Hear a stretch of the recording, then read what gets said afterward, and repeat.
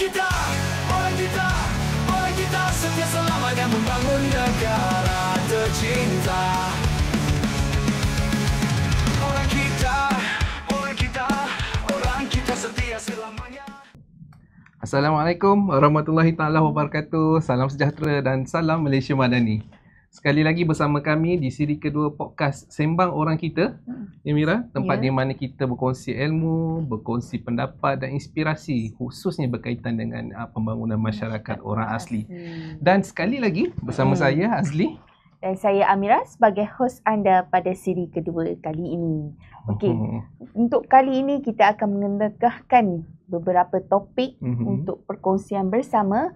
Dan sebelum itu kami nak mengucapkan terima kasih kepada semua yang menonton, menyokong dan mengikuti podcast Sembang Orang Kita ini dari siri pertama lagi. Betul tu Mira. Dan untuk pengetahuan semua penonton yang baru mengikuti kami, podcast ini akan disiarkan sebulan sekali di platform YouTube Jabatan Kemajuan Orang Asli. Jadi mana-mana penonton yang belum lagi subscribe, follow dan share kami punya page Jakua, tuan-tuan bolehlah buat demikian. Betul tu Azli. Tanpa kita melengahkan masa lagi, pada hari ini kita akan bersama tetamu istimewa dalam segmen isu semasa bagi membicarakan topik yang amat penting, iaitu perjawatan di Jakua. Ramai di media sosial bertanya berapa staf orang asli di Jakua ni. Betul ke tak ada masyarakat orang asli dalam Jakua ni? Untuk itu, menjawab persoalan anda semua, kita bawakan tetamu khas istimewa iaitu Encik Imran bin Jamalullah, Pengarah Khidmat Pengurusan Jabatan Kemajuan Orang Asli. Selamat datang ke Sembang Orang Kita, Encik Imran. Terima kasih kerana sudi menjemput saya lah. Seperti yang kita tahulah, dekat luar sana tu ramai semua bertanya berkenaan dengan perjawatan di Jakua ni. Mungkin kita boleh kongsikan dengan masyarakat luar sana yang belum jelas lagi lah berkenaan dengan topik ini. Okey, mungkin Cik Imran boleh kongsikan sedikit mengenai struktur organisasi di Jakua ni. Okey, boleh. Untuk permulaan ni saya cerita lebih kurang dululah. Maksudnya dari segi secara umumnya, secara umum kaitan struktur Jakua lah sendiri kan. Kita pejabat pejabat utama ataupun ibu pejabat kita berada di Putrajaya. Yang ini seperti yang sedia maklum, kalau sebelum ni kita ada pejabat di Kuala Lumpur lah. Jakua di negeri kita ada juga. Kita ada 6. Kita ada 6 lah. Kenapa orang tanya 6? Sebab kita masyarakat orang asli ni kita tertumpu di Semenanjung saja. Kita lihat ada di Johor ada satu pejabat, dan kemudian kita ada di Pahang pun sama juga satu. Cuma bila di Perak, Perak dan Kedah dia digabungkan lah. Kemudian Kelantan dan Terengganu dia pun gabung juga. Dan Selangor dan wilayah Perdana Negeri Sembilan, Melaka. Jadi cukup 6 lah. Kenapa kalau tanya ada kenapa ada setengah pejabat-pejabat tu digabung tu, sebab kependudukan penempatannya ada berbeza sikit. Ada setengah negeri tu lebih banyak. Macam contoh tadi Perak dengan Kedah. Perak lebih banyak lah. Kedah ada satu je kampung sebenarnya, kampung orang asli. Jadi sama macam Kelantan lah, Kelantan Terengganu. Jadi yang lebihnya Kelantan, Terengganu sedikit. Jadi perlu digabungkan lah. Kalau dari segi di daerah kalau di daerah jugalah, kita dah ada pejabat negeri tu ada 6 tu. Kita ada di daerah ni kita ada 35 pejabat. Pejabat. Kita panggil, kalau famous sekarang ni, kalau mana-mana pun orang tanya untuk pejabat Jakua untuk peringkat daerah, kita panggil pakuat lah. Kalau orang kata pakuat, itulah dia. Jadi kita ada 35 serata lah. Serata Semenanjung. Dan orang kita tanya, dekat Semenanjung ni semua negeri ke yang ada? Tapi di Semenanjung ni hanya 2 negeri yang tak ada. Yang kalau saya dah sebut tadi, mungkin kalau perasan ada 2 lah saya tak sebut, Perlis dengan Pulau Pinang. Tetapi tidak bermakna yang tak ada. Masih mungkin kadang mungkin dia belajar di sana, mungkin dia kerja di sana.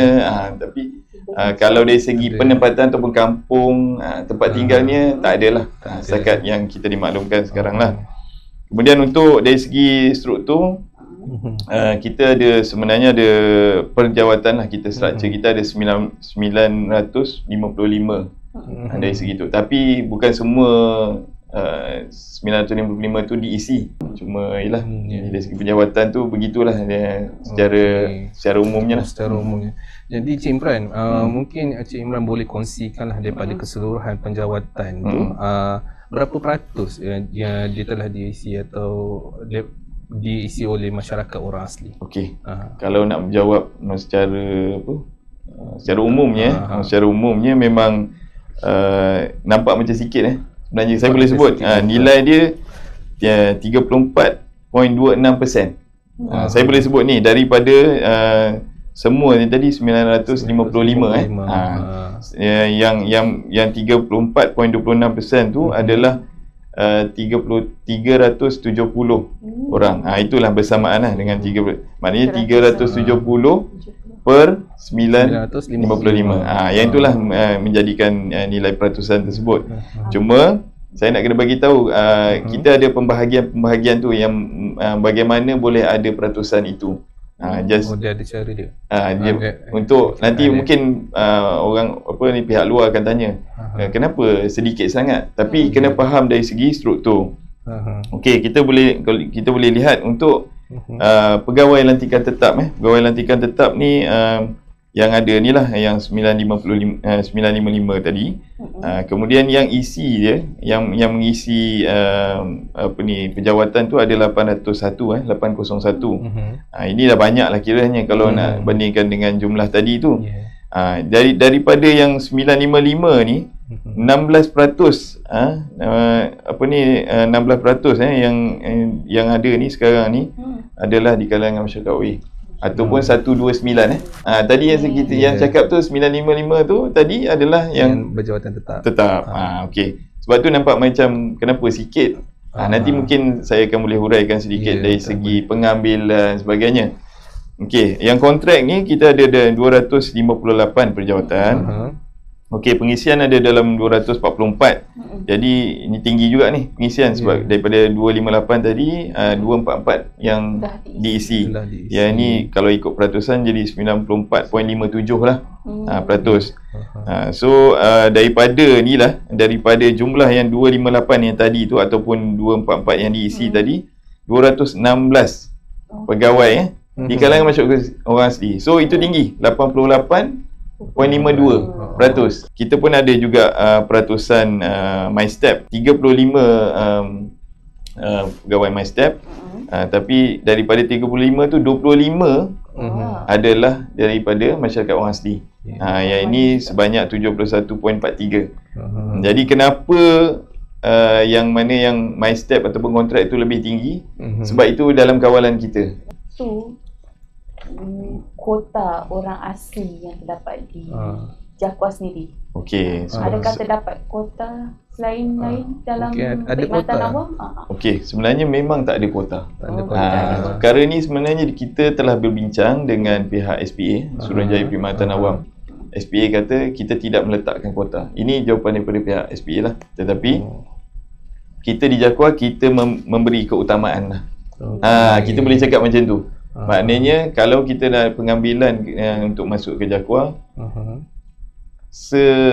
sebolehnya lah kita beri priority, keutamaan kepada masyarakat OA. Dalam masa sama kita pun kena tengok merit juga. Maknanya takkanlah kita main ambil je siapa-siapa saja boleh asal memenuhi kriteria masyarakat orang asli. Tidak. Maknanya dia perlulah memenuhi kriteria yang kita tetapkan. Tapi keutamaan tetap kita bagi masyarakat orang asli. Kemudian kalau dah tak ada, baru kita pergi ke option yang seterusnya. Gitu. Jadi yang utamanya tetap juga masyarakat orang asli. Mungkin Cik Imran boleh kongsikanlah bagaimana untuk golongan-golongan belia orang asli, belia dan belia wanita orang asli di luar sana untuk turut sama menyumbang kepada jabatan atau berkhidmat dengan Jabatan Kemajuan Orang Asli. Okey, sebenarnya kalau untuk belia ataupun ialah golongan muda lah kita kata ni, memang sewajarnya lah merebut peluang untuk turut sertalah dengan Jakwa. Bukanlah kata ini macam kita merayu lah, tidak, tapi ini adalah peluang kepada semua. Tak kira bagaimana latar belakang seseorang itu. Jadi kalau untuk masyarakat ataupun beli orang asli ni lebih menjiwai lah bagaimana peranan Jakua itu untuk membangun komuniti masyarakat orang asli itu sendiri. Jadi kalau nak dikirakan peluang Jakua ni sentiasa terbuka. Kita setiap masa akan kata marilah sertai Jakua lah. Kalau begitulah, kalau nak dikatakan join our team. Marilah turut serta, join our team lah begitu. Masyarakat orang asli ni kita sentiasa bagi peluang. Mungkin sedikit ruang daripada pihak kita ni untuk memberi pendedahan kepada masyarakat orang asli. Kita latihan pun kita ada. Maknanya kita sediakan latihan bimbingan mesti ada lah. Kalau kita kata yang baru masuk ataupun turut serta dengan Jakua, takkan yang senior ataupun kata yang telah lama berkhidmat dengan Jakua ni tidak memberi panduan ataupun tunjuk ajar. Tak ada.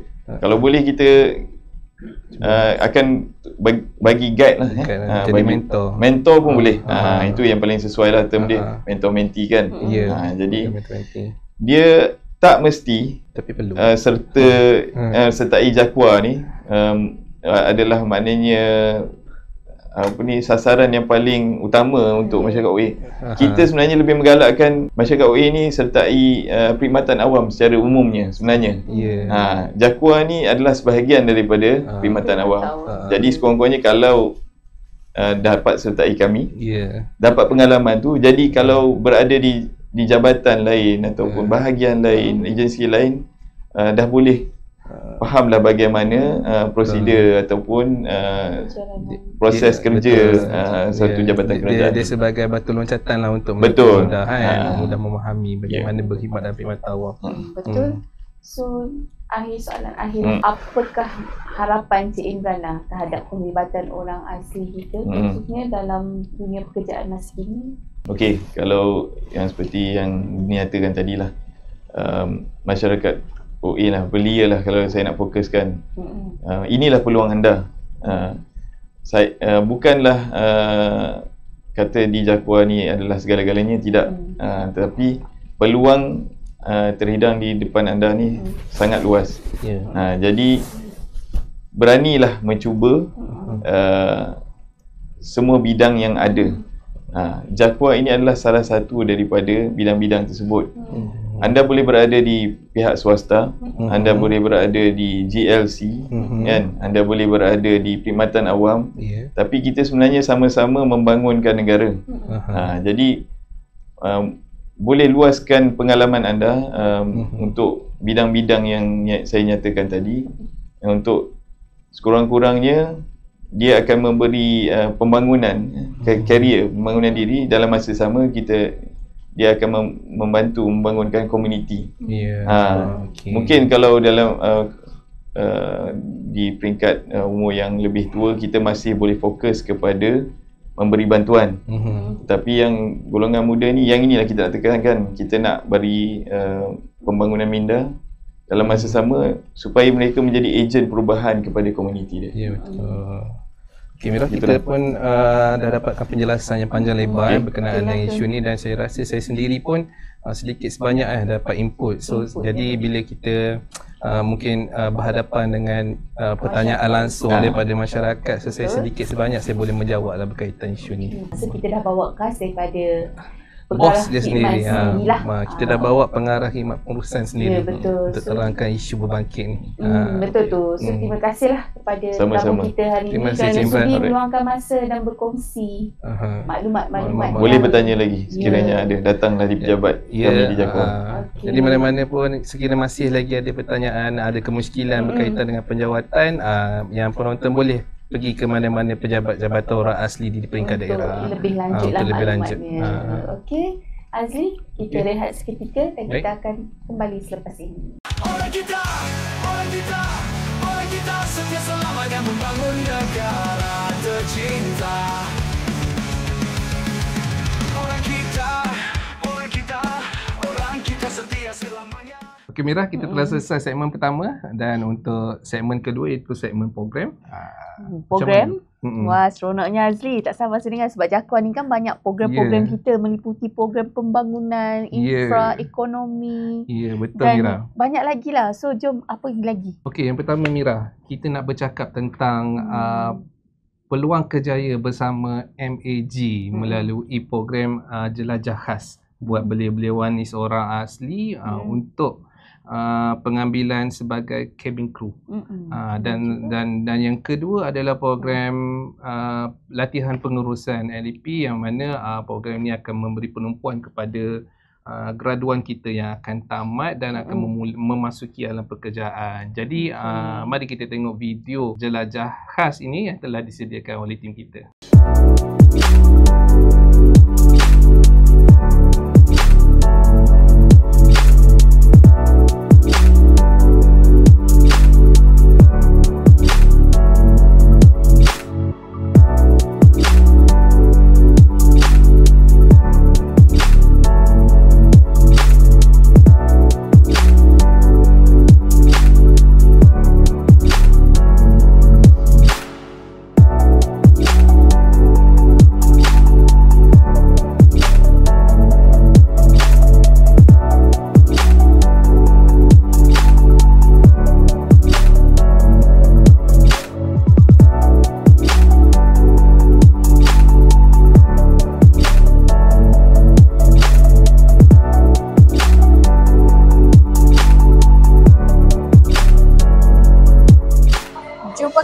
Museum Orang Asli Gombak pada bulan Mei.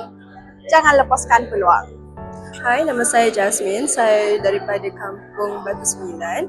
Hari ini saya hadir ke program bersama MAG untuk mendapatkan maklumat lanjut mengenai menjadi stewardess. Saya ingin mengucapkan terima kasih kepada MAG dan Jakwa untuk memberi peluang ini kepada saya.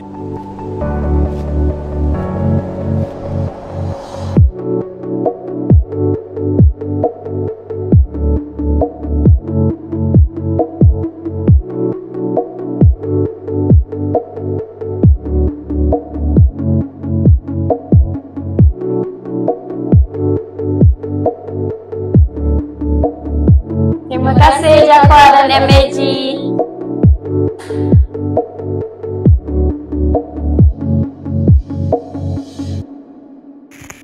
Okey, kepada anda yang telah terlepas program jelajah di negeri Pahang, di negeri Perak, anda masih lagi ada satu peluang.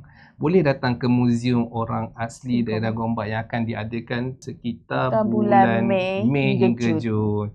Jadi untuk sebarang pertanyaan lanjut berkaitan dengan program cabin crew ni dan program LEP ni, boleh melayari di laman sosial Jabatan Kemajuan Orang Asli dan MAG. Okey, bagus ya. Dan kat sini kami mengambil kesempatan untuk mengucapkan terima kasih kepada pihak MAG atas kerjasama yang diberikan. Banyak sebenarnya ruang dan peluang Jakwa usahakan untuk perkasakan orang kita. Ya, betul. Jadi, kepada semua belia dan belia wanis orang asli di luar sana, rebutlah peluang ini kerana kita semua boleh dunia. Okey Mira, seterusnya kita akan kongsikan berkaitan dengan Majlis Santunan Kasih Ramadan Kementerian Kemajuan Desa dan Wilayah yang telah diadakan pada 11 Mac 11 Mac 2025 di Masjid Al-Munawarah Pancurjaya Seremban Negeri Sembilan. Jadi mari kita tengok sedikit rangkuman.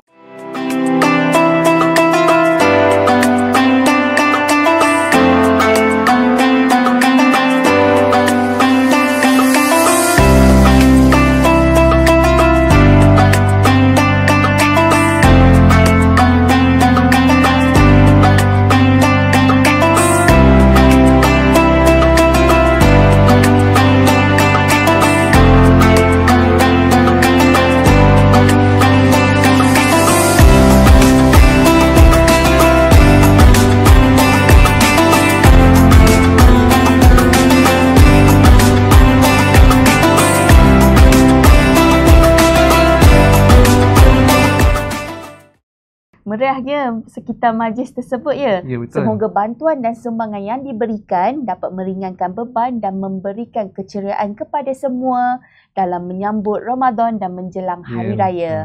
Untuk maklumat lanjut berkaitan program-program lain, anda semua boleh melayari media sosial Jakwas sendiri.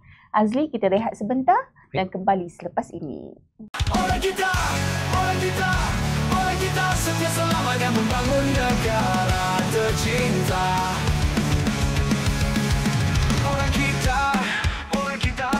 Orang kita setia selamanya.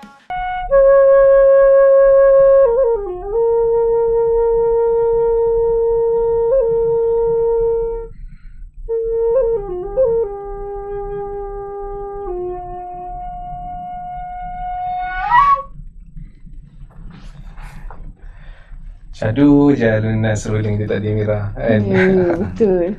Saya Mira pun dah nampak tak? kemana. Mira nampak tak apa kelainannya alunan muzik tadi tu? Nampak Azli main ikut guna hidung kan? Ya, betul. Okeylah. Mira, Cik Roni sangat terkenal dengan permainan strolling pensel. Jadi untuk kita kenal, bila mendapatkan maklumat lebih lanjut berkenaan Cik Roni, mungkin Cik Roni boleh memperkenalkan diri sedikit lah.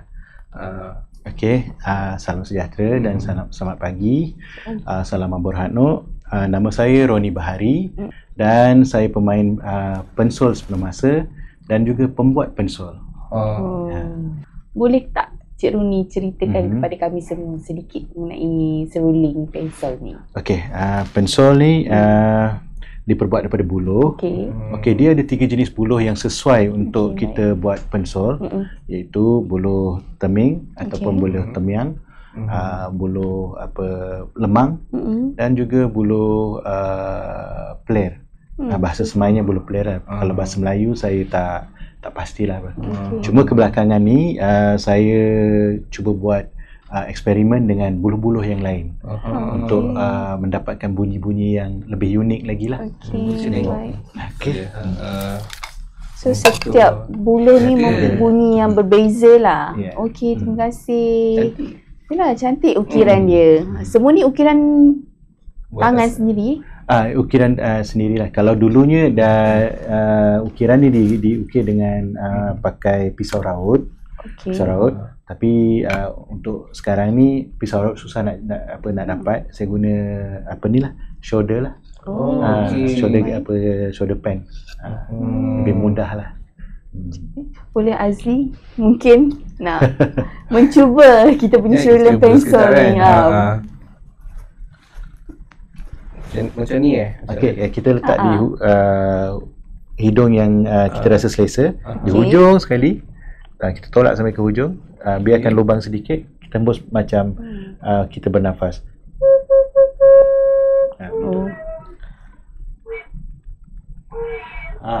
Sikit lagi. Okay. Ada bunyi. Orang kalau dah ada bunyi tu dah pakar lah. Dia untuk mendapatkan bunyi tu kadang-kadang setengah orang dia makan masa sampai 2-3 minggu.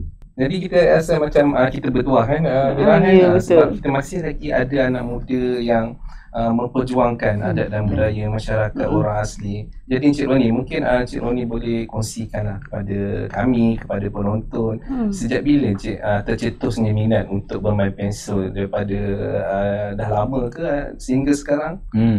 Okey, bermula daripada 20 lebih tahun yang lepas. Okey, saya tahun lah ya. Saya mula belajar membuat dulu, baru saya belajar bermain. Sebab kaedah membuat dulu dia agak berbeza lah dengan apa yang saya buat sekarang, terutama dari segi peralatan dan juga cara membuatnya. Kalau macam dulu dia kita punya guru dia akan guna jari, jari dan juga ukuran jari lah. Berapa macam ni panjang 3 jari. Lepas tu macam saya guna ukuran yang tepat lah, ukuran macam saya guna ukuran pembaris, saya guna macam tu lah. Antara jarak satu lubang ke satu lubang ni dia 3 jari. Kalau kita guna jari dia akan kurang tepat. Jadi bunyinya nanti dia akan mudah lari. Jadi bila kita guna ukuran yang tepat, jadi dia punya bunyi dia kita akan dapat tepat lah. Bunyi yang tepat lah. Pensol ni dulu memang kaum wanita ada main. Dia main waktu petang-petang sampai santai. Lepas tu dia main untuk tujuan untuk memikat pasangan dia lah. Memikat cara lama. Betul. Saya kena belajar ni macam mana dia nak berbunyi sampai memikat hati. Saya pun kena belajar ni. Tadi dah ada bunyi, seminggu lagi boleh ni. Boleh lah tu. Okey, Cik Roni, apa harapan dan kata-kata untuk anak-anak muda orang asli khususnya dalam menjaga tradisi? Okey, harapan saya agar anak muda kita, anak muda terutamanya anak muda orang asli supaya mengangkat dan juga memelihara dan juga memelihara warisan budaya yang diwarisi oleh nenek moyang lah. Dan juga dalam masa yang sama juga pendidikan untuk memelihara itu penting. Dan di sini kepentingan pendidikan akademik tu penting supaya mereka boleh dapat belajar cara macam mana untuk memelihara dan juga mengangkat warisan budaya mereka ke peringkat yang lebih lagi, kalau boleh ke peringkat yang antarabangsa. Betul tu. Itu harapan saya. Warisan ni patut dijaga supaya tak lapuk di zaman. Okey, baik Azli, kesimpulannya Azli, seruling pensol ni adalah simbol penting dalam warisan dan budaya seni muzik orang asli. Sebab apa saya cakap macam tu? Sebab seruling ni juga bukan sekadar alat muzik ya, tetapi dia memainkan peranan dalam pelbagai upacara adat dan tradisi orang asli. Wah, tu dia dah pegang dah yang memikat tu. Memikat burung gitu. Okey, baik Cik Roni, terima kasih kerana sudi hadir bersama-sama kami dalam podcast siri kali ini. Terima kasih meluangkan masa bersama kami. Dan dia dah belanja kita dengan merdunya alunan muzik ni. Okey, terima kasih. Dan Azli, jangan ke mana-mana lagi. Kita akan rehat seketika dan kembali selepas ini. Orang kita setia selama dan membangun negara tercinta. Orang kita setia selamanya. Okey Mira, selesai segmen ketiga dan untuk segmen keempat kita akan ke segmen usahawan, yang mana untuk segmen ni kita punya tim telah berjalan jauh ke kampung orang asli Ulu Cembung, Rembau, Negeri Sembilan. Untuk kali ini kita akan cover satu usahawan yang sangat unik dan masih lagi ada sehingga hari ini, dan lebih menarik lagi dia telah diusahakan oleh usahawan ni sejak daripada muda lagi.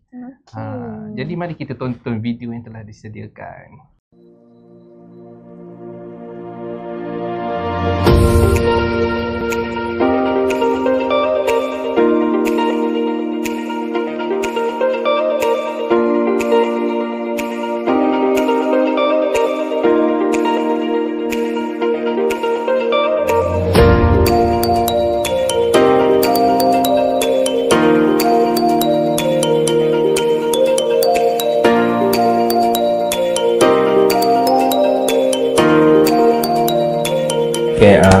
Assalamualaikum. Nama saya Helmi bin Naim Ahmad. Saya berumur 30 tahun. Berasal daripada perkampungan orang asli Ulu Cembung di Rembau, Negeri Sembilan. Jadi temuan Abu Kraf ni tercetusnya bermulanya pada tahun 2013 lah. Iaitu pada usia saya 18 tahun dan saya telah memilih untuk membuka satu syarikat yang diberi nama Temuan Abu Kraf.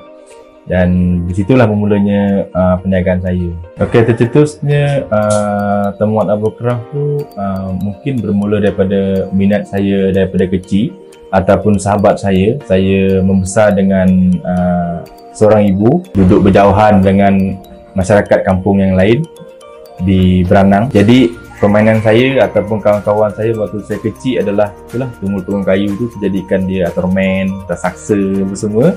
Dan dari situlah saya suka menghabiskan waktu saya ataupun bermain dengan kayu-kayu sampai saya habis sekolah. Minat saya tu terus mendalam lah, hinggalah ke hari ini masih lagi dengan kayu.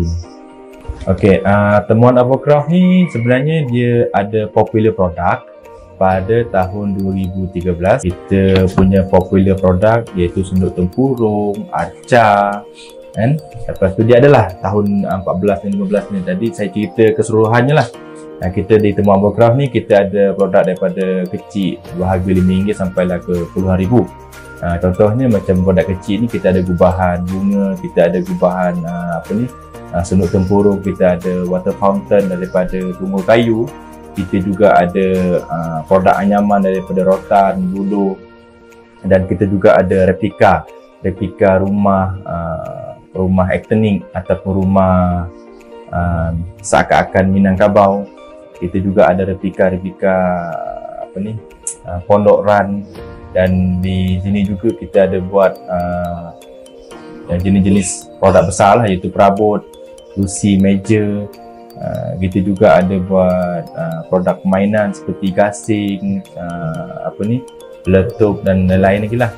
Jadi keseluruhannya kita boleh rangkumi antara gubahan-gubahan yang kita buat dekat Temuan Avocraft ni lebih kurang ada 12 jenis lah. Okey, kepada masyarakat Malaysia ataupun yang melihat video, okey, boleh dapatkan barangan craft tangan Temuan Avocraft ni kalau di media sosialnya. Kita ada di aplikasi Shopee, iCraft Shopee, kita ada eBay, kita ada dekat Desa Mall, dan kita ada juga di Facebook Temuan Avocraft Malaysia, di TikTok Temuan Avocraft Malaysia, di Instagram Temuan Avocraft Malaysia.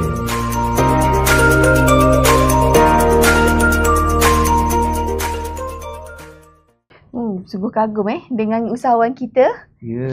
Dia punya sedikit sebanyak tu memberi inspirasi untuk anak muda kita untuk memulakan perniagaan kita. Okey Azli, segmen seterusnya kita akan fokuskan yang lebih menarik lah.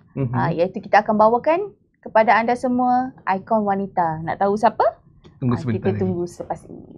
Okey, kembali semula bersama kami di dalam podcast Sembang Orang Kita, tempat di mana kita berkongsi ilmu, berkongsi cadangan dan inspirasi khususnya dalam berkaitan pembangunan masyarakat orang asli Mira. Jadi kita dah sampai ke segmen yang kelima Mira, segmen yang terakhir kita yang diberi nama ikon kita. Jadi untuk segmen ni, mana yang belum tengok dalam episod yang satu, dalam siri satu, untuk ikon kita ni kita nak ketengahkan rakan-rakan kita atau mana-mana individu yang telah menyumbang bakti dan mencurahkan penadalan mereka kepada masyarakat kita orang asli secara langsung di lapangan. Ya, betul. Dan bersesuaian Azli, dan bersesuaian dengan bulan Mac, iaitu sambutan Hari Wanita Antarabangsa. Kita bawakan tetamu yang istimewa, iaitu tetamu tokoh wanita yang hebat. Untuk pengetahuan Azli dan semua penonton, Yang Amat Berhormat Timbalan Perdana Menteri kita telah memberi jolokan Ketua pengarahnya adalah seorang wanita besi, Iron Lady kepada kita punya tetamu kita. Khususnya untuk masyarakat orang asli, kita bertuah, dan lebih menarik lagi, beliau sendiri, ikon yang kita bawa ni merupakan orang asli. Ya, betul. Iaitu yang berbahagia Datuk Hajah Safiah binti Datuk Muhammad Noor, Ketua Pengarah Jakwa. Selamat datang Datuk Katie. Sama-sama. Terima kasih juga panggil saya untuk sesi ataupun rancangan podcast kita ni. Terima kasih Datuk sudi meluangkan masa, sebab kita tahu jadual Datuk sangat sibuk, dan terima kasihlah habis mesyuarat tadi. Alright. So apa khabar Datuk? Alhamdulillah, ni bulan puasa kan, sepatutnya kita kena lebih cergas lah bulan puasa kan, bekerja. Alih-alih je petang dah buka puasa kan. Maknanya kita tak sedar, sibuk kan. Tadi saya pun baru balik pada mesyuarat pengurusan tertinggi Postcap di kementerian. So lepas tu ada program dengan PMX kita. So rushing ke sini lah. Alhamdulillah kita dapat berjumpa. Itulah, alhamdulillah. Boleh Datuk kongsikan sedikit lah latar belakang Datuk dari side public yang kita pun tak tahu berkenaan dengan Datuk. Betul. Ramai orang-orang kita kenal Datuk sebagai satu figura ketua pengarah Jabatan Kemajuan Orang Asli, tapi kita mungkin tak kenal Datuk daripada side yang lain. Saya kalau nak cakap perkara yang berkaitan saya ni, macam kalau saya ni kalau cakap sampai petang pun tak habis. Tapi maybe sesuatu yang orang lain nampak berbeza ataupun tak tahu. Mungkin ada yang tahu dah. Sebenarnya dulu saya ni tak suka kucing tau dulu. Saya tak suka kucing. Tapi kan satu hari tu saya menyelamatkan stray cat lah, seekor. Lepas tu dari seekor sekarang ni, percaya atau tidak, dah dekat 14 ekor kat rumah saya. Saya memang saya cepat simpati lah kepada kucing-kucing stray cat tu. Dan saya rasa berbaloi bila stres kerja tu balik tengok kucing-kucing tu kan, rasa macam lega. Dan saya pun telah mengalami situasi murung di mana kucing-kucing saya ada yang telah pergi kan. Jadi itu yang mungkin orang tak tahulah tapi mungkin ada yang tahu. Selain pada itu, sebenarnya saya semenjak masuk ke jabatan ni, saya dah tidak ada masa untuk beriadah. Dulu setiap petang saya dan suami kita akan keluar beriadah keliling Tasik. Kalau dekat Putrajaya ni kita akan pergi Tasik Putrajaya ataupun ke Presin 11 Bukit Hijau tu. Tapi perkara tu dah tak boleh berlaku lagi semenjak 2 tahun kebelakangan ini. Dan jadi saya memilih untuk menjaga pemakanan lah. Sebab dah tak dapat beriadah dengan untuk jaga kesihatan. Okey Datuk, kami di Jakwa sendiri atau mungkin mana-mana masyarakat orang asli mengenali Datuk sebagai seorang yang wanita yang unik. Mungkin juga Datuk juga dikenali sebagai seorang yang amat vokal, terutamanya melibatkan isu-isu yang berkaitan dengan orang asli lah. Jadi kan Datuk sebagai individu nombor 1 lah di Jabatan Kemajuan Orang Asli, sebagai pemimpin wanita, bagaimana Datuk kekal kuat untuk meneraju jabatan? Okey, alhamdulillah. Sebenarnya macam ni, bila kita memikirkan tentang kemajuan masyarakat saya lah khususnya saya lihat benda ni daripada dulu lagi semasa saya belajar. Cuma masa tu saya tidak ada peluang untuk participate sekali dalam apa-apa pun ataupun nak contribute kan, kerana kita masih belajar. Kemudian setelah saya menceburi bidang kerjaya, saya rasa macam ada keperluan lah untuk saya bersuara, tapi platform dia tak ada lagi kan, sebab kita sibuk dengan tugas-tugas dan masa tu baru nak membangun kerjaya kan. Jadi saya bersyukur kepada yang amat berhormat khususnya pengurusan KKDW kerana memilih saya untuk mengetuai jabatan ini. Satu jabatan yang saya rasa saya sangatlah kalau kita katakan kepada mana-mana masyarakat orang asli kalau dapat mengatur dan menguruskan satu jabatan berkaitan kehidupan ekonomi, sosial, pendidikan, kesihatan dan sebagainya masyarakat orang asli, saya rasa itulah cita-cita kita bila kita sampai kepada kemuncak pendidikan dan kejayaan kita. Saya merupakan produk Jakwa juga kerana sebab masa saya belajar saya telah dibiayai oleh pihak Jakwa dan selepas saya habis pendidikan saya menyambung pendidikan saya sehingga ke peringkat master dan saya telah berkhidmat di jabatan-jabatan kerajaan. Di sinilah bila saya dah ada pengalaman berkaitan kewangan, berkaitan pentadbiran, pengurusan, perolehan, sebab saya bermula dari bawah. Jadi saya gunakan pengalaman saya dan pengurusan saya dan bila saya masuk ke jabatan ini, amanat pertama yang diberi oleh Datuk Seri KSU semasa tu, Datuk KSU Datuk Zalani, Datuk Dr. Zalani, untuk membetulkan tadbir urus. Itu dia punya pesanan pertama. Dia kata, Safiah, you masuk ke Jakwa, you betulkan tadbir urus. Dalam tempoh pertama saya Tahun pertama saya sebagai ketua jabatan, saya lihat all the good governance, pengurusan, keuangan dan sebagainya. Dan bila fasa kedua masuk, saya lihat bahawa saya perlu memperluaskan good governance ni kepada pengurusan pembangunan. Kita ada pembinaan bantuan yang menggunakan duit pembangunan dan setiap tahunnya peruntukan JAKWA meningkat. Alhamdulillah, kita berterima kasih kepada kerajaan terutama kerajaan Madani yang memberi peruntukan yang tinggi. Cuma mungkin kalau berulang tadi kenapa soalan saya bersemangat untuk memimpin sebab saya rasa saya perlu memaklumkan dan menyampaikan hasrat saya ni, sebab pembangunan tu sebenarnya kepada masyarakat saya lah bukan dilihat atau diukur daripada infra ataupun fizikal selalu kita lihat pembangunan rumah, tanah, modal dan sebagainya.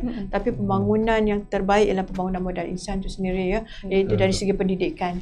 Saya selalu bercakap kalau kita ada pendidikan, kita boleh memiliki yang lebih daripada apa yang pendidikan. Tapi kalau kita ada satu aset tu sebegitu sahajalah, kecuali kita berusaha untuk mengembangkan.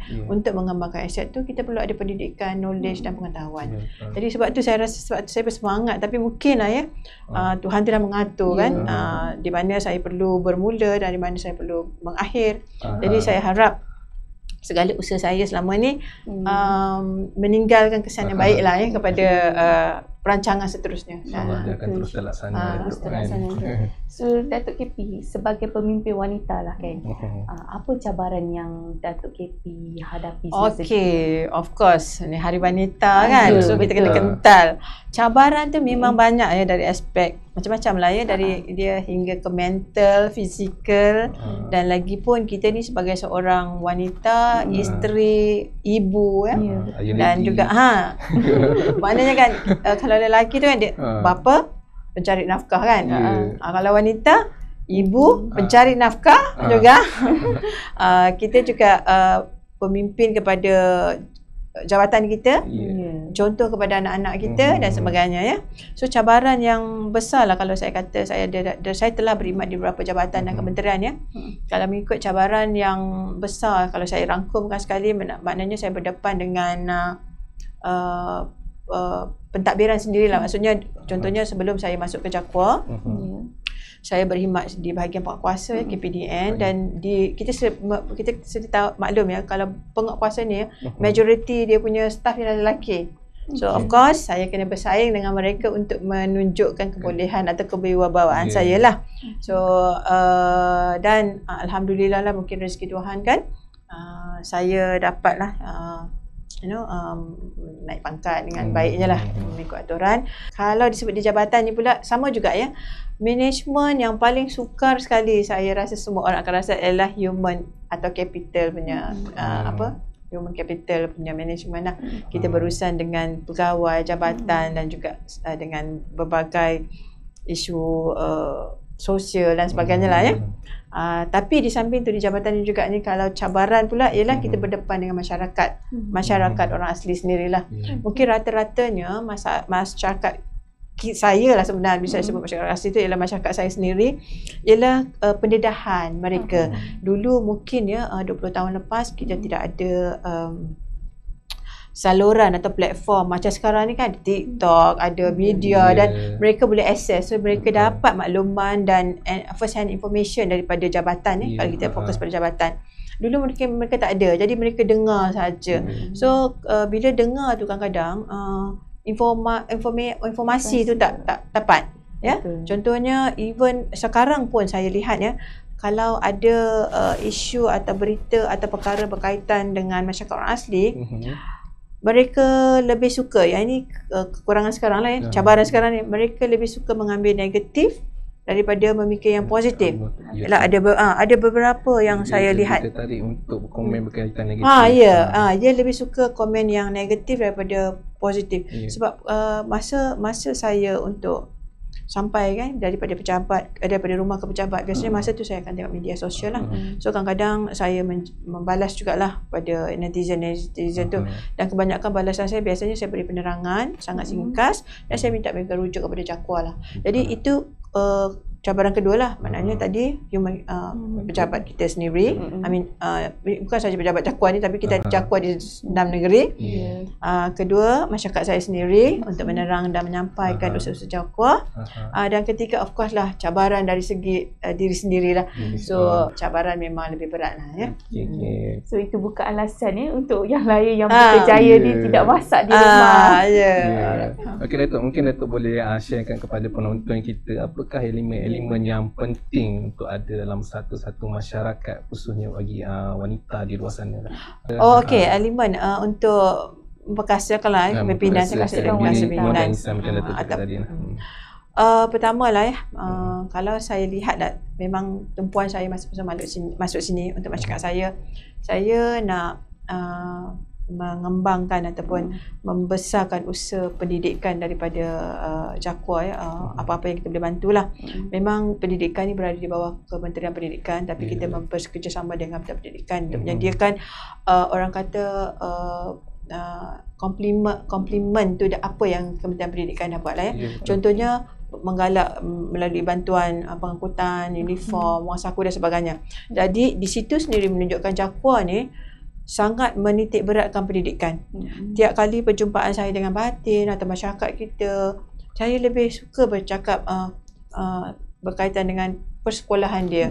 Mungkin apa isu dia di sekolah. Kalau kita lihat ya macam mana masyarakat orang asli yang dah ke hadapan ya dan berjaya ya, bukan sebenarnya ramai bukan saya seorang. Sebenarnya kita ada engineer, kita ada hakim, kita ada lawyer, kita ada pensyarah, kita ada doktor, kita ada dentist, ramai. Apa yang menyebabkan mereka ni berlainan? Pertama, pendidikan.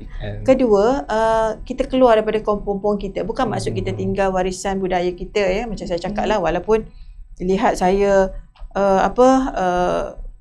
keterampilan saya seperti seorang wanita Islam, tapi darah yang di dalam tu masih darah orang asli. So kita kekalkan budaya, kita ingat root kita. Jadi bila kita ada pendidikan, kita rasa kita nak masyarakat kita begitu juga. Tak apalah, mungkin kalau dari Jakuar lah ya, kita cuba, kalau mereka tidak dapat pergi ke sekolah, kita cuba bawa pendidikan tu ke kampung. Yang ini sedang dalam perancangan lah, saya pun sedang bincang juga dengan kementerian macam mana kan. Tadi pun bercakap dengan PMS kita, dia pun sangat ambil berat ni, menitik berat, dia tanya berapa jumlah pelajar dan apa peruntukan ataupun apa yang Jakuar nak supaya sekarang ni kan kerajaan bandar ni disuka bagi terus kepada masyarakat kan, supaya mereka menikmati apa yang yang diberikan. Itu dari aspek pendidikan. Kedua, jati diri ya. Jati diri ni maksud saya ya, kita tak boleh rasa takut rasa tak confident dan sebagainya. Bila kita ada pendidikan, kita lihat sajalah kita punya yang kita telah usahakan tu ya, kita punya pramugari tu kan. Dia sendiri pun nasihat, dia kata kita keluarlah daripada kampung kita. Bila kita keluar daripada kampung kita, tapi kita dah berbekal dengan pendidikan tadi. Pendidikan ni tak semestinya kita mesti ada degree, PhD dan sebagainya. Selagi kita ada pendidikan yang asas, basic, kita boleh tahu membezakan yang baik dan buruk. Jadi bila di situ kita akan buat keputusan. Untuk maksud saya, bila kita ada jati diri yang kuat dengan pembekalan pendidikan yang baik, not necessary kita jadi pengarah ke jadi apa. Kalau kita jadi petani, saya selalu cakap kan, petani yang berilmu. So kita tahu menggunakan cara pertanian yang baik supaya kita dapat tumbuhan hasil yang baik. Kalau kita jadi nelayan, kita jadi nelayan yang berilmu. Sejauh mana kita pergi, berapa batu nautika, macam mana bantuan yang kita minta. So tengok keadaan cuaca dan sebagainya lah. Begitu juga kalau kita jadi seorang usahawan, kita tahu account, kita tahu balance sheet, kita tahu pinjaman, modal berbayar dan sebagainya. Itu tujuan. Itu yang Jakuar buat kan. Kita cuba memberi pendidikan, bukan saja kita bagi bantuan kewangan ataupun bagi peralatan-peralatan, kita kena bekalkan dengan ilmu dan latihan. Itu 3 cabaran lah kalau nak ikut lah. 3 perkara yang perlu, elemen yang ada pada masyarakat asli untuk kehadapan. Elemen pendidikan, jati diri. Itu untuk orang asli kan. Yang membezakan seseorang itu adalah pendidikan ya kan. Jadi Datuk, kita berbalik pada yang baru-baru ni, kalau kita dapat tengok Yang Amat Berhormat Timbalan Perdana Menteri telah mengumumkan kampung orang asli RPS Kuala Betis telah diumum sebagai kampung Kampung Angkat Madani lah. Untuk Ketua Pengarah Jaguar. Mungkin Datuk boleh share sedikit lah. Okey, mungkin ya bagi penonton kita nanti yang tengok podcast ni ya, saya nak maklumkan ya, Kerajaan Madani telah menetapkan semua ketua jabatan ataupun ketua agensi untuk memilih satu kampung bagi setiap ketua jabatan sebagai kampung angkat. Dan dulu semasa fasa pertama tak ada peruntukan yang disediakan ya. Tak ada langsung peruntukan disediakan, tapi atas kapasiti kita sebagai ketua jabatan, kita cuba memenuhi atau memasukkan infra ke atas kampung angkat Madani di sini. Kampung Angkat Madani yang terpilih oleh saya ialah RPS Betis. Kebetulan ya, kenapa? Sebab kriteria dia mestilah kampung yang berkaitan dengan kita. Dan untuk makluman, RPS Betis tu ialah kampung arwah mak saya ya. Mak saya dia daripada suku Temia di kawasan tersebut, dan masih lagi saudara mara saya pun ada lagi ramai kat situ. Jadi saya rasa sebelum fasa terakhir saya dapatlah berbakti dan saya mengucapkan terima kasih kepada Kementerian Keuangan, khususnya PMX kita, dan juga memang kita dapat sokongan kuat lah daripada Timbalan Perdana Menteri merangkap Menteri KKDW dan bersetuju supaya RPS ni dipilih sebagai Kampung Angkat Madani. Dan untuk makluman orang-orang kampung, dalam Kampung Angkat Madani kita telah dapat bajet ya. Bajet sebanyak 1 juta. 1 juta ni saya nak kena maklum lah, bukan cash ya, dalam bentuk in kind, maknanya dalam bentuk bantuan perolehan dan sebagainya lah. Di antaranya permohonan yang kami angkat hari tu ialah kita memohon pemasangan lampu solar. Sebab akhir-akhir ni kan banyak aduan berkaitan serangan binatang buas, harimau, memerlukan pencahayaan di kampung. Jadi kita rasa keperluan lampu solar tu perlu ya. Sebab di situ talian grid pihak KKDW akan memasukkan dalam tempoh kemudian dalam berfasa, dan kita di peringkat awal ya sedang mengukur dan mengenal pasti kawasan-kawasan rumah yang mana. Jadi kita mohon sementara talian grid tu masuk, kita minta pemasangan lampu solar. Kita juga memohon, kita juga akan melaksana, bukan kita duit dah dapat ni, kita nak melaksana, dan Kementerian Keuangan akan pantau. Dia akan pastikan 1 juta ni habis diguna sebelum hujung tahun, dan kita akan buat pelaporan. Jadi ada tambahan kerja sikit lah ya kepada jabatan untuk buat perolehan ini. Pemasangan lampu solar, membaiki pulih jalan di sekitar kawasan RPS Betis ya, dan juga menyelenggara surau kita kat situ ya, untuk kegunaan. Lepas tu ada satu taman ya di antara Dewan Ayahanda tu dengan sebelah jalan tu, kita akan bina taman permainan lah. Kita kena pasti juga nanti yang mana sesuai. Sebab kawasan tu selalu budak-budak tadika tu turun main, dan budak-budak sekolah atas tu datang main kan. Kita akan bina taman permainan. Pintu gerbang juga untuk kawasan kampung, sudah kita kena pasti ini Kampung Angkat Madani kan, Jaguar. Kena ada buat perolehan tu dan penunjuk arah. Maknanya all the signage ya dekat kawasan-kawasan. Juga kita ada dalam bentuk program. Kita akan adakan program bersama komuniti, seperti program yang kita sedia ada yang kita buat sekarang ni, keceriaan kampung. Tapi kita akan enhance supaya dia lebih menyeluruh dan dapat dinikmati oleh masyarakat situ ya. Kita akan buat gotong royong juga ya, dan untuk peka B40 dan apa-apa yang kita fikirkan perlu. Saya akan bincang nanti dengan Batin dengan JPQA nanti dan juga masyarakat setempat.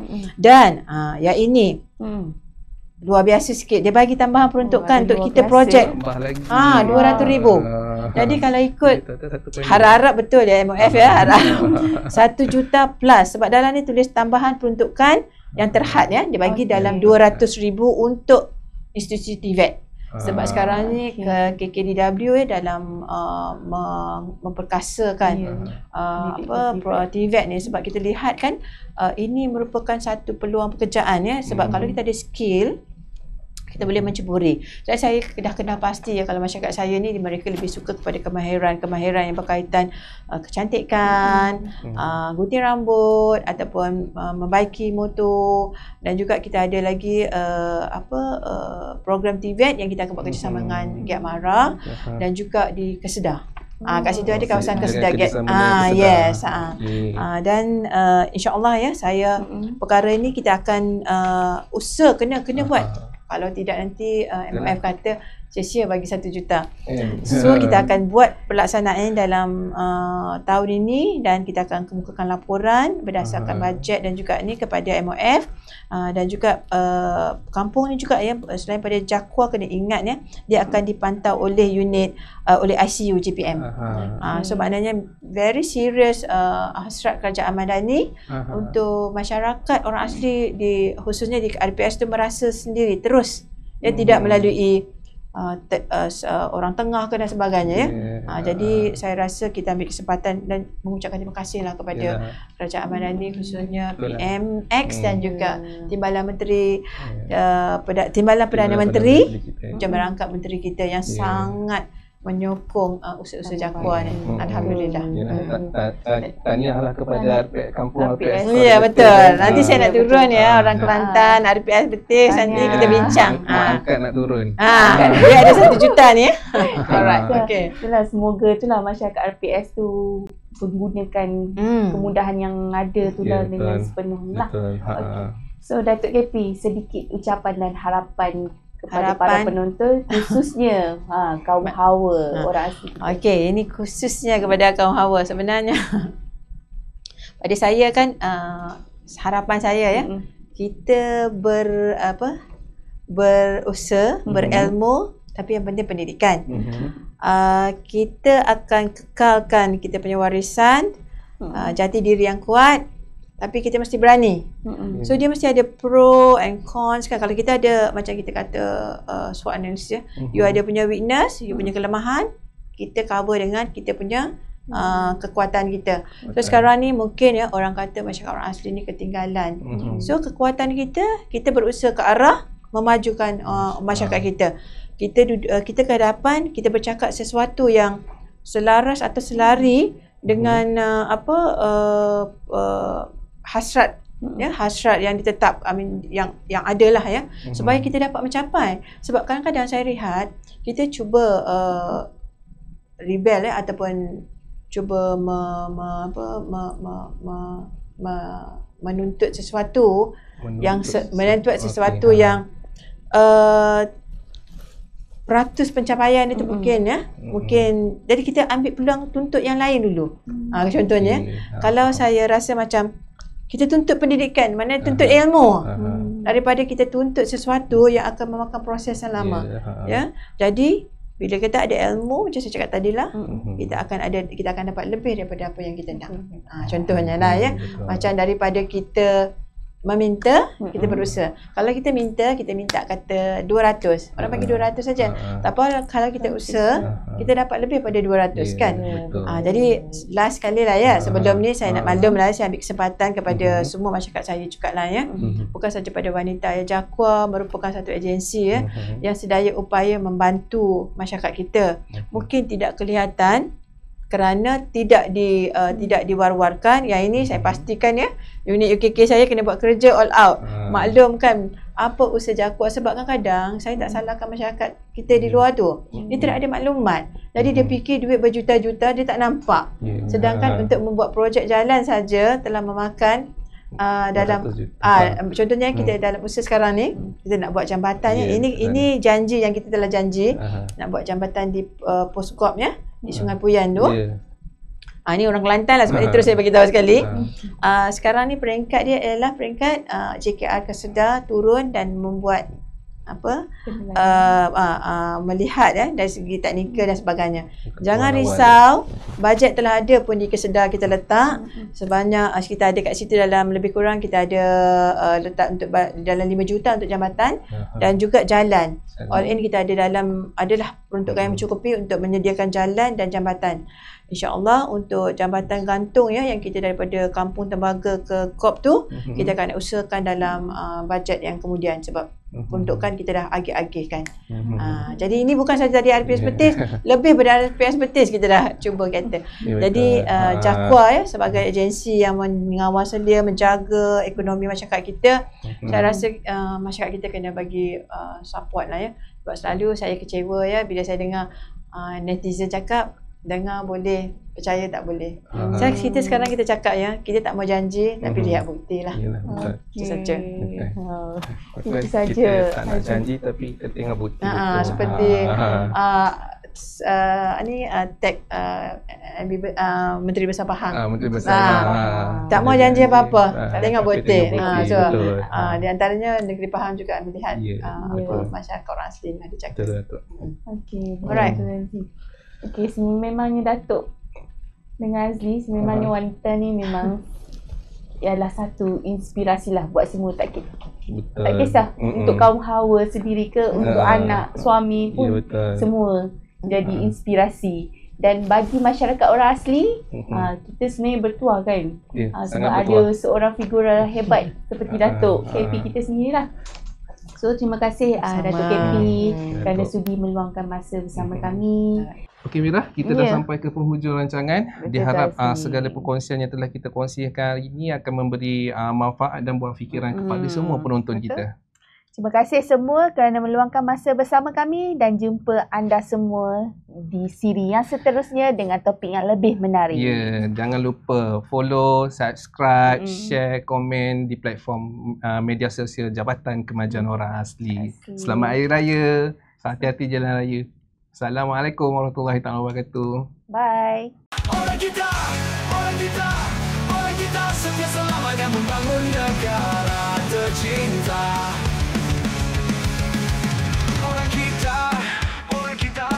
Orang kita setia selamanya. Kami dari pejabat KP ingin mengucapkan Selamat Hari Raya Aidilfitri. Maaf lahir dan batin. Kami dari Jakwa mengucapkan Selamat Hari Raya Aidilfitri. Maaf lahir dan batin. Kami dari bahagian PP mengucapkan Selamat Hari Raya Aidilfitri. Kami dari bahagian khidmat pengurusan Jakwa mengucapkan Selamat Hari Raya Aidilfitri. Maaf lahir dan batin. Kami dari keluarga PMK ingin mengucapkan Selamat Hari Raya Aidilfitri. Maaf lahir dan batin. Kami warga PSI mengucapkan Selamat Hari Raya Aidilfitri. Maaf lahir dan batin.